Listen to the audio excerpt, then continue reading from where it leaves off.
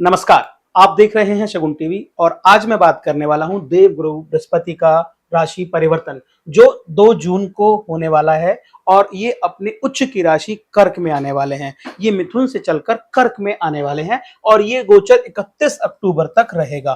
तो अगर आपकी राशि वृष है तो आपके लिए पूरा संपूर्ण वीडियो है। इसमें आप जान पाएंगे कि क्या-क्या आपको करना चाहिए। देवगुरु इस समय अपने राशि परिवर्तन से आपको क्या-क्या लाभ दे रहे हैं। लाभ मैं इसलिए कह रहा हूं कि उच्च की राशि में जाने के बाद कोई भी ग्रह ये बाउंड हो जाता है कि उसको अच्छा फल देना है। अब आपके किस-किस भाव पर देवगुरु का प्रभाव क्या-क्या पड़ रहा है, आइए जान लेते हैं। सबसे पहले तो मैं आपको बता दूं, अगर मैंने यहाँ 2 लिखा है तो इसका मतलब हो गया वृष राशि हो गई और इसके जो स्वामी ग्रह हैं वो हो गए शुक्र।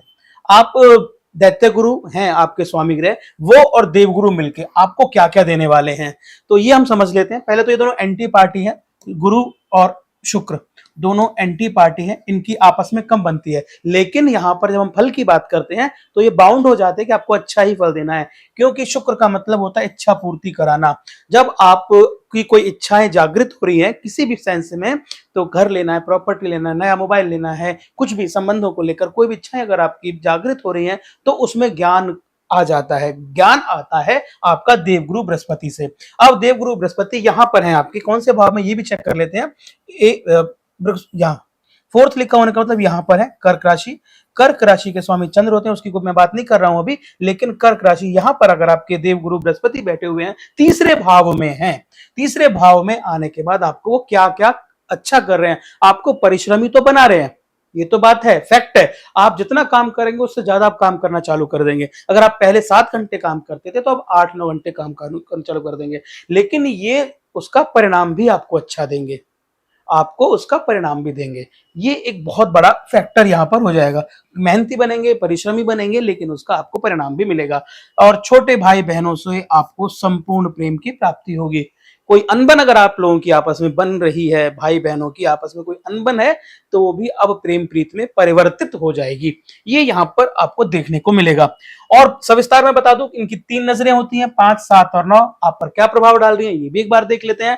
तो जैसे अब मैं बता रहा था, 5वीं यानी पहली जो दृष्टि 5वीं है वो कैसे पड़ेगी, 1 2 1 2 3 4 5 इनकी दृष्टि पड़ी इस भाव पर। ये आपके सीधा ये आपकी लग्न से सीधी दृष्टि है। 8वें घर का मालिक 7वें में है, तो इस पर आपकी सीधी नजर है। अब यहां से आप ये सोच के देखेंगे कि हमें क्या क्या देखना है।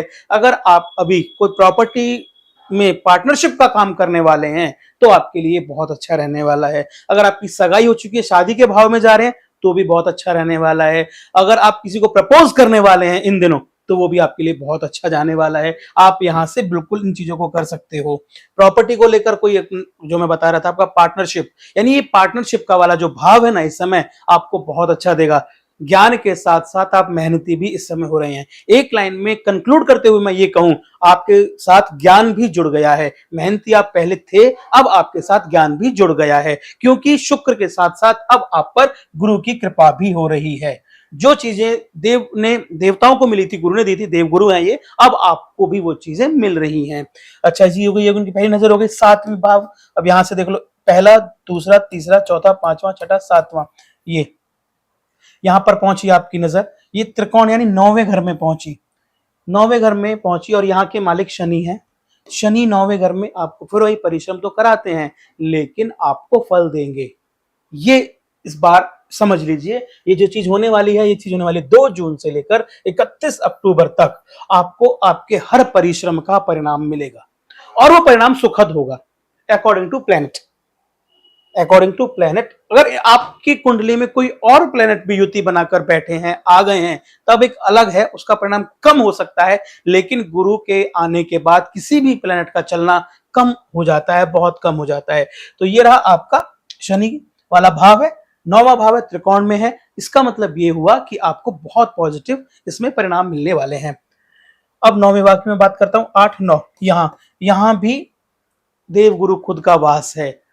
9वें और 12वें यहाँ पर जो मालिक होते हैं वह देवगुरु खुद हैं, खुद अपनी दृष्टि से देख रहे हैं। अगर आप खुद अपने आप को देखोगे तो अच्छा ही देखोगे।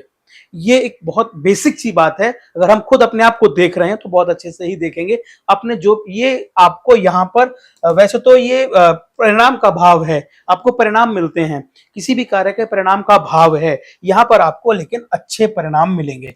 तो ये रही आपकी, जो मैंने वृष के हिसाब से पूरा इसका विवेचन किया, वो यही किया कि आपको कर्क राशि में जब ये गोचर करने पर आए हैं बृहस्पति, तो आपके लिए बहुत अच्छा कर रहे हैं। आपको ये परिवार में सुख समृद्धि करेंगे, घर में शांति का वातावरण होगा, माता का आशीर्वाद मिलेगा, और आप, जैसा कि मैं बता रहा था, मानसिक स्थिति आपकी बहुत अच्छी हो जाएगी, आपको ज्ञान मिलने वाला है। अच्छा, अब आपको क्या क्या थोड़ी सी इसके बारे में मैं बता देता हूं कि गोचर से क्या क्या मुख्य बातें निकल कर आई हैं। इस गोचर से जो निकल के आई है, पहला ये कि मिथुन राशि से निकलकर कर्क राशि में देवगुरु का गोचर हो रहा है।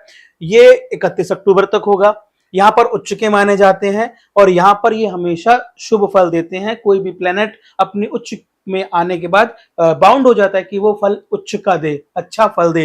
अगर यही बात अगर खराब घर में पहुंचने के बाद, खराब भाव में पहुंचने के बाद, यानी त्रिक में आने के बाद, हो सकता है उसका प्रभाव कम पड़ जाए, लेकिन अभी तो आपके दृष्टिकोण से मैं देखूं तो तीसरे भाव में जा रहे हैं और तीसरे भाव की वृद्धि कर देंगे। जहां जहां उनकी नजरें जाएंगी वहां वहां वो वृद्धि कर देंगे। उनकी नजरें जा रही हैं 5, 7 और 9 पर, तो वहां पर भी वो वृद्धि कर देंगे। जहां भी वो भाव पहुंचेगा उस भाव की वो वृद्धि करने वाले हैं। धन, संपदा, सम्मान, पारिवारिक सुख, मन में शांति, इन सब की वृद्धि होगी। जो मन में शांति है ना, आज के युग में कहां मिलती है किसी को। अगर आपको इस समय मिल रही है, देवगुरु की कृपा से मिल रही है, तो आपके लिए बहुत अच्छी बात है। धर्म, कर्म, शिक्षा, व्यापार और वैवाहिक जीवन, इन सब में आपको शुभता प्राप्त होगी। कुछ सावधानियां भी आपको इस समय मुझे लगता है बरतनी चाहिए। वैसे तो हर समय ही कोई भी काम सावधानी से करना चाहिए, लेकिन आपको खाने पीने का विशेष ध्यान देना चाहिए। इच्छा है आपकी, मान के चलते हैं आज कुछ तैलीय पदार्थ खाने की हुई, और उससे हो सकता है कि आपको पेट खराब हो जाए। ये छोटी छोटी चीजें हैं, आपको ध्यान रखनी चाहिए। और एक वाहन चलाते समय आपको विशेष ध्यान रखना है, क्योंकि एक नजर 8वें भाव पर भी आ रही है, जो मैं उस समय यहाँ पर भी आ रही है, जिससे क्या हो रहा है कि ना, ये देखा जाता है कई बार जो दुर्घटनाओं के चांसेस होते हैं वो भी कई बार हो जाते हैं। तो वाहन चलाते समय आपको सावधानी बरतनी चाहिए। खर्चों पर नियंत्रण रखेंगे, तो ये तो कहा भी जाता है खर्चों पर नियंत्रण रखो, अत्यधिक खर्चे मत लो।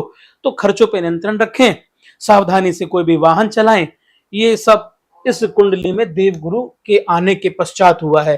बाकी आपकी कोई भी और बात है जो आप मुझसे पूछना चाहते हैं, समझना चाहते हैं, या मुझे बताना चाहते हैं, आप चाहते हैं कि मैं आपकी कुंडली का सविस्तार विवेचना करूं, ऐसे ही इसी चैनल पर आकर कुंडली बना के कौन सा घर कहाँ है, तो उसके लिए आप मुझे अपनी date of birth, birth place, नाम के साथ डिस्क्रिप्शन बॉक्स में आकर आप पहले चेक कर लें कि आपको किस राशि के कैसे हैं। वो मैं लिंक आपको हमेशा शेयर करता रहूं, आगे भी करता रहूंगा।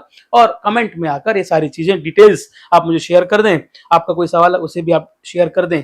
अगले वीडियो में मैं आपको जरूर उस सवाल के साथ आंसर करता हुआ दिखूंगा। तब तक के लिए till then take care, bye, नमस्कार।